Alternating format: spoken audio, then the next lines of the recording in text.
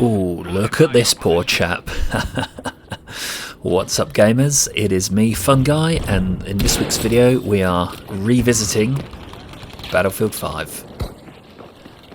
Now if you want to see more Battlefield 5 content on this channel, make sure to like this video and also leave me a comment letting me know as such. Now let's get on with the video. So I probably last played this game seriously around June-July time last year when they had the June update. After that I fancied a change, and seeing as I knew there was going to be nothing new in the game, I decided to move over to Battlefield 1. Now coming back to this game after playing Battlefield 1 for quite a while, the first thing I've noticed about it is the gunplay and action speed is a lot faster in this game. It's a lot closer to Call of Duty than you'd expect from most Battlefield titles. The second thing I noticed straight away is the graphics are a lot less polished on this game. Battlefield 1 is quite cinematic, and while this game looks pretty good still, it's just not quite on the same level really. That being said, the differences are far more than simply cosmetic, so the first thing we're going to talk about is sniping. So it's actually quite interesting to think about here, because a lot of the guns from Battlefield 5, for the sniper rifle wise at least, they are also in Battlefield 1. And what we have between the two games is actually quite a different sort of system. Some of you may be aware in Battlefield 1 all the sniper rifles have a little sweet spot. Now that is a spot where the base damage of the weapon is amplified up to 100. And different weapons had different sweet spots, so you could choose a short range sweet spot gun like the Martini Henry Infantry for example to run and gun, or you could pick a longer range one like the Springfield if you wanted to sit back at a distance. This game's version, however, seems to be all about the specific gun you pick and then the scope you match with it. Plus the specializations help a little bit, but not too much.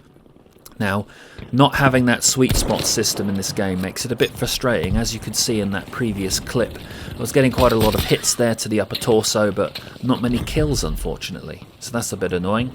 Also, check out this infrared guy, which was added right at the end of the Pacific chapter. So that's sniping. Next up, let's have a talk about the vehicles and the stationary placements. I think they've got it spot on in this game. The vehicles customization is quite good, it gives you lots of options. Obviously in Battlefield 1 they went with the just different variants where it's all set for you, but in this you can fully customize them, which gives a lot of different options depending on how you like to play. The other difference, which they pulled off really well, is instead of having a sort of respawning ammo count and the ability to just repair your vehicle indefinitely, you have to go to supply stations to do such things as repair broken parts of your vehicle and get new ammo, which is great.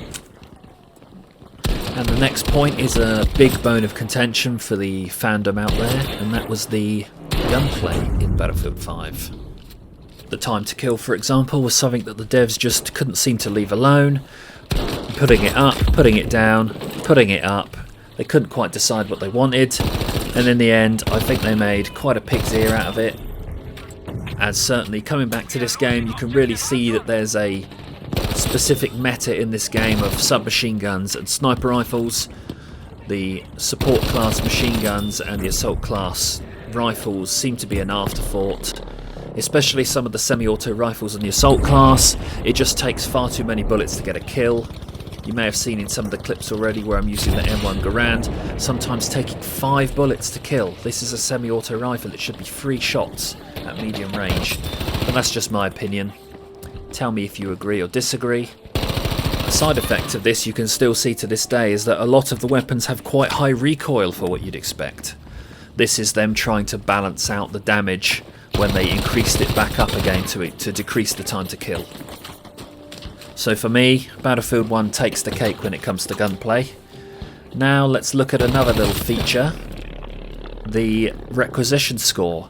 I really hope this is something they carry over into the next Battlefield game, as this is a great idea and it actually gives the squad a reason to listen to the squad leader's orders, building up those squad points so that you can call in those reinforcements, whether it be a supply drop, a smoke barrage, artillery, or of course the V1 buzz bomb. There is certainly a lot of scope for them to flesh that out for the next Battlefield game, where of course there's even more things such as UAVs that could be called in to help your squad out. Personally, I prefer this to the behemoth method that Battlefield 1 uses, as it's quite easy for the behemoth to be wasted by poor player choices. You know, usually they're only driven by one person, and obviously that person doesn't know what they're doing. It can become a mess. The Pacific. When this came out, we all thought the game was going to be alright from here on out. How wrong we turned out to be. Still, this was actually probably the high point for the whole game in terms of development and new content, as there was lots of new guns, some that players felt had been missing from the start of the game. They also had the big set-piece battles, the famous maps, specifically Wake Island, and of course this one here, Iwo Jima, my personal favourite. Really added so much to the game at this point, kind of brought it back to life really. And it also injected stacks of fun back into the game with those two Battlefield pickups, the flamethrower and of course the beloved katana as seen here. Nothing more fun than picking up one of these pickups and just going on an absolute rampage. Now let's have a quick look at some WTF moments. First one, the overpowered knee slide in this game. Look at this guy. Like a graceful skater he comes in, dancing through the bullets. Second one, rocket launcher that does no damage. What the F? And finally, the lunge mine that bounces off its target. Great stuff. Okay, so now it's time for some final thoughts about the game.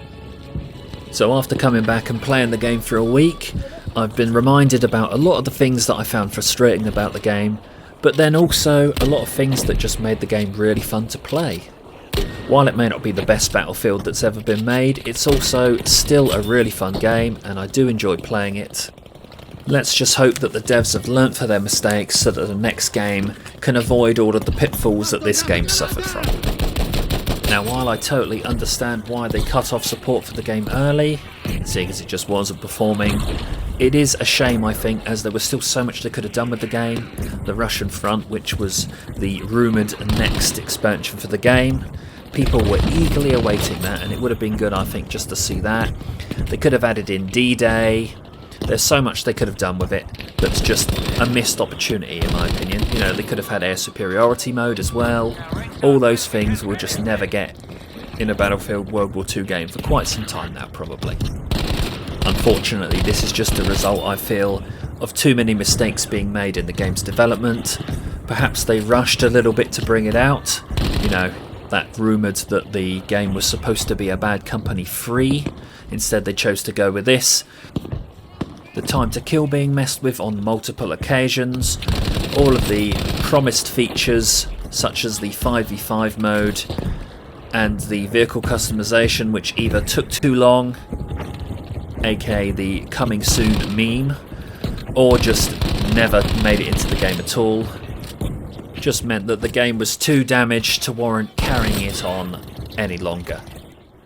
However, I think it's good that they've taken some lessons from this, hopefully learning from their mistakes. They've also got some great concepts such as the requisition score idea to take into future Battlefield games.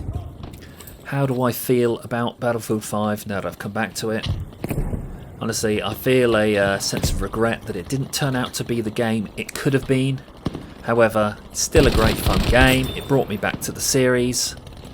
However, if I could make one request of the devs, I would have to say, please, please, please, don't make Battlefield like Call of Duty. We don't need the gunplay, super hyped up speeds. We don't need people gliding across the map on their knees. Let's just keep it as a mix between Battlefield 1's and Battlefield 4's gunplay system. Thank you very much. Well, that's it from me today. I'll be back next week with a gameplay video for you guys, Battlefield 1 of course. Let me know if you like this video so I can make more Battlefield 5. And make sure you smash that thumbs up button too. If you want to see more from me in the future, you can click that subscribe button in the bottom right corner of the screen. Thanks for watching, and I'll see you guys in the next video.